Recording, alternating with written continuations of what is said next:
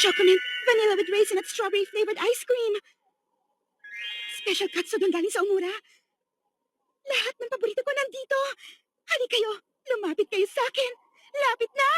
Nang makain ko na kayong lahat. Simulan na ang pag-atake! Ha? Ha?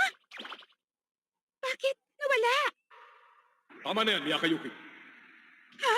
Isa kang mag-aaral at nag-aahanda para sa malaking pagsusulit. Hindi mo kailangang kumain. Oo nga, kailangan mo mag-aaral. Sige na, mag-aral ka na. 4 times x multiplied by 3 times y is... Anong sagot? Sinong sumulat ng Ibong Adarna? I want him to do his best. Isali nyo nga ito sa Pilipino. Gusto kong ikaw ang sumagot nito sa akin, Miyaka. Ibalik mo sa akin ang pagkain ko! Miyaka, nakikilala mo ba yung hinampas mo ng mesa? Si Mr. Lino? Correct. Miyaka, Po, doon ka muna sa labas. Dala yung mesa mo. I want him to do his best.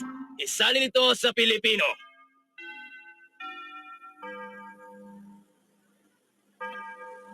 ay, nakakangawit. Miyaka, aalis na kami. Sama ako. Naman, Miyaka, malapit ang final sa tutulog ka pa rin sa klase. Pag ganyan ka na ganyan, walang tatanggap sa'yo sa college. Hindi na ako matutulog pag college na ako. Saan mo ba gusto mag-college? Eh di sa UP. Ano? Ibig mo sabihin sa pamatasan ng Pilipinas, saan pa ba dapat? Sigurado ka bang kaya ng utak mo doon? Eh ba't ako lang ang tinatanong nyo? Bakit hindi nyo rin tanongin si Julie? Kasi ako matalino, ikaw palaging pinapagalitan ni Mr. Lino. Sigurado ka bang kaibigan kita, Julie? Oo naman, binibiro lang kita eh. Mabuti pa, samahan mo na lang ako. Saan tayo pupunta? Sa National Library. Talaga? Alam mo, ikaw lang ang kilala kong pumupunta doon. Kaya walang duda na ikaw ang pinakamatalino sa buong eskwelahan natin.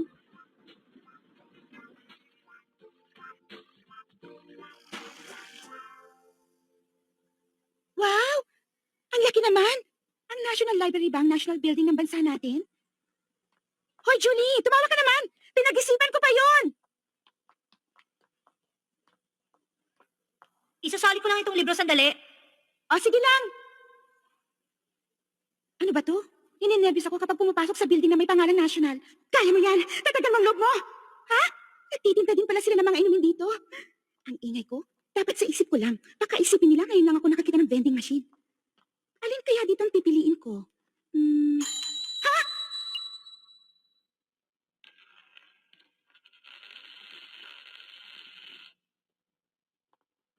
Naku naman.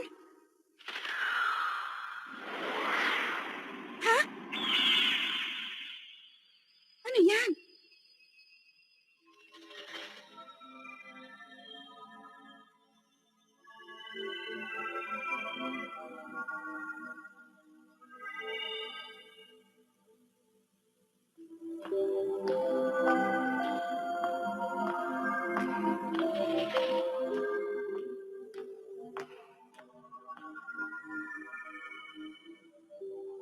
Silid ng mahahalagang literatura.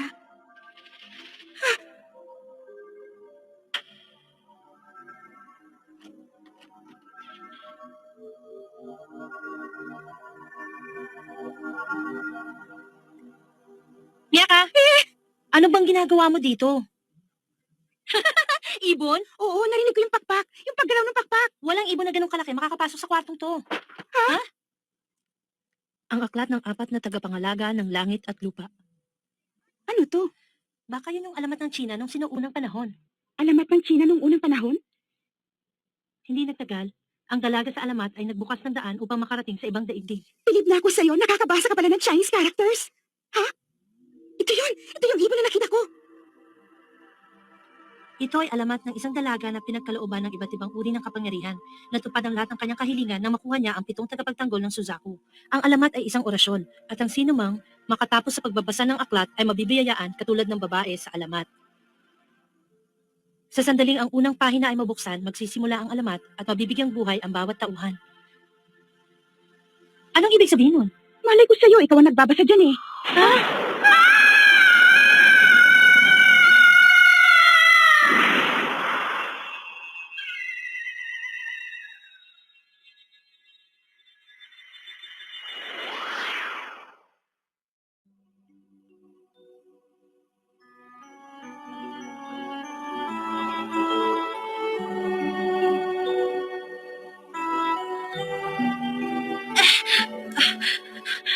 bang nangyari sa atin? Julie, okay ka lang ba?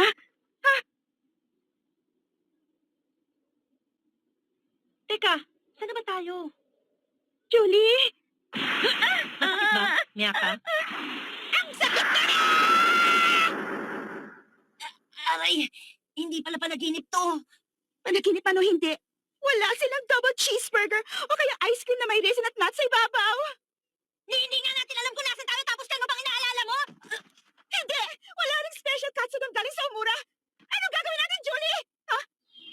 Julie? Miyaka! Kakaibang itsura ng mga babaeng ito. Maaari natin sila ipagpalit sa mataas sa halaga. Kayo, Mama. Kayo yung dance troupe na mula sa China. Hangal! Nangangalakal kami ng mga babae. Pwede namin na nandito kayo.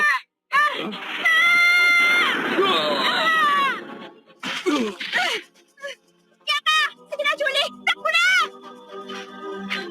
Tingnan natin ngayon ang tigas mo! Ah! Tama na. Ikaw na naman!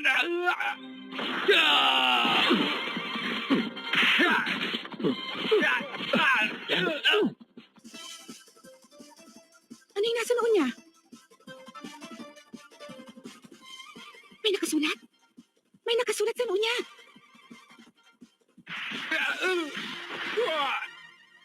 Aray ko! Ang braso ko nabali yata! Kuya! Tara, umalis na tayo dito! Ano? Nasaktan ba kayo?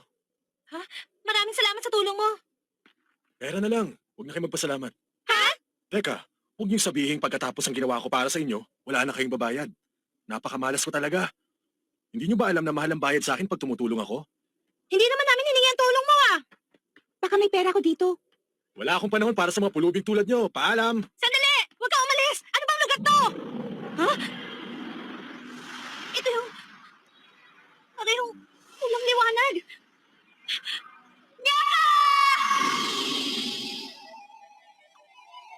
Tada! Eto na oh! Ha? Si Julie? Hello? Nasaan na kayo? Julie? Miyaka? Miyaka? Miyaka! Miyaka!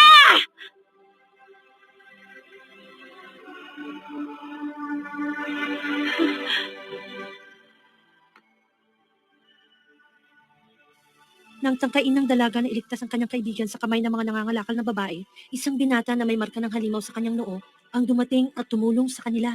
Ha? Marka ng halimaw sa kanyang noo? Imposible! Nakasulat dito ang nangyari sa amin kanina. Paano nangyari yun?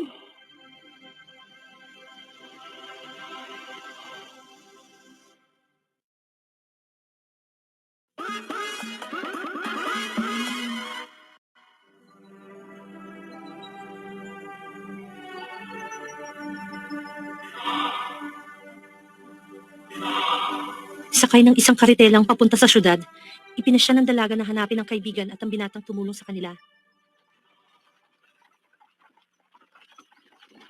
Oh! Pwede ba? Huwag niyo akong titigan. Bahala na nga kayo. Wapo sana yung lalaki kanina kaya lang kinidnap na si Julie. Hindi ko siya mapapatawad. Pero, nasa na ba talaga ako? Pakiramdam ko nasa sinaunang panahon ako ng China. Teka, baka nasa loob ako ng libro. Posible kaya yun? Ha? Ang ganda! Parang eksena sa pelikula. Bilib na talaga ako. Nasa syudad na pala ako, hindi ko kagad napansin.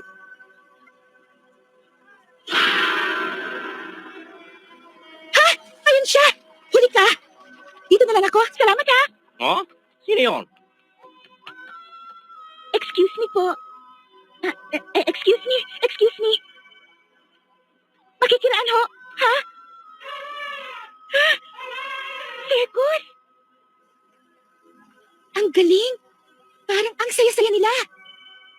Ha? Naku, patay. Nawala na yung sinusundan ko. Ay. Gutom na Gutom na ako. Pwede ba kung hindi ka bibili, umalis ka dyan. Hindi maganda yan naglalaway. Bibili ko. Pero may nakita ba kayong gwapong binata na may marka ng halimaw sa kanya noo? Marka na halimos, ano? Wala ako marka sa noo, pero pwede mo ako tawagin ko apo. Ang kapal. Andali nga! Ano ba ito? Binayad mo sa akin? Nako! Dito rin pala hindi na tinatanggap yung may kalabaw! Excuse me, may kilala ba kayong lalaki na may marka ng halimaw sa kanya noo? Yung may marka ng halimaw. Sabihin niyo na. Parang awa niyo na. Pagod na ako. Nasaan ka na? Julie. Sandali, Binibini. Kanina pa kita pinagmamasdan eh. Parang malungkot ka. Kung gusto mo, sasamahan kitang mamasyal dito sa Imperyo ng Conan. Imperyo ng Conan? Oh. Imperyo ng Conan palang tawag sa lugar na to. Teka, niyayaya ba niya ako mag-date kami? Tama! Narinig ko niyaya niya ako. Ngayon lang nangyari sa akin to. Pagkakataon ko na to. Ngayon masasabi ko isa na akong ganap na dalaga dahil man nagkagusto na sa akin. Pero sandali, hindi ako pwede bumuo agad. Baka isipin niya madali akong makuha. Konting pakikot niya ka. Hindi pwede. May hinahanap kasi akong tao kanina pa eh. Ganun ba? Sandali! Taong may marka ng halimaw sa kanyang noo? Oo, kilala mo ba siya? Alam mo ba yung taong hinahanap mo ay kaibigan ko? Talaga? Dadalhin kita sa kanya. Sige!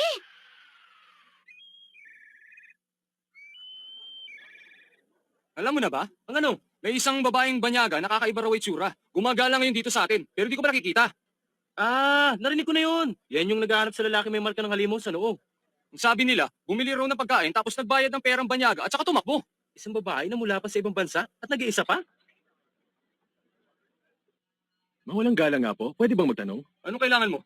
Narinig ko na pinag-uusapan yung tungkol sa kakaibang babae. Dalawa ba sila? Wala akong narinig na dalawa sila. Ang alam ko, isa lang yung babaeng sinasabi nila. Isa? Hindi yun yung mga babaeng nakilala ko. Excuse me? Nasaan na ba talaga yung kaibigan mo? Nandito. Aba. Ha? Mukhang may dinala ka na namang regalo para sa amin, Kasuotan pa lang yan. May ibebenta na natin ng mahal. Sabi nila, iba raw talaga ang panlasa ng mga babaeng banyaga. Loko mo ko. Kasalanan mo yan. Bakit ka sumunod sa kanya? Matapang, ha?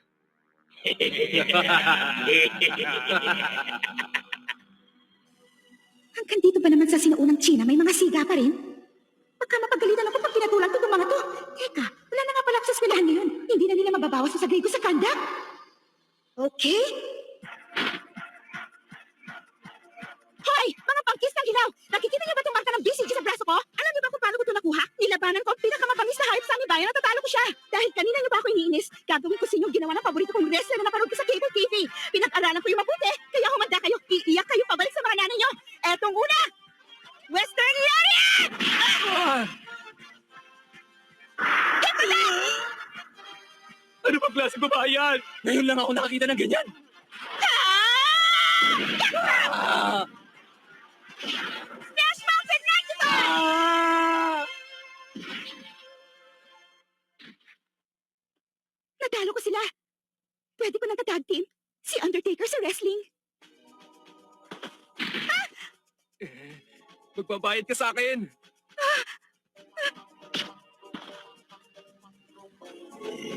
Wag!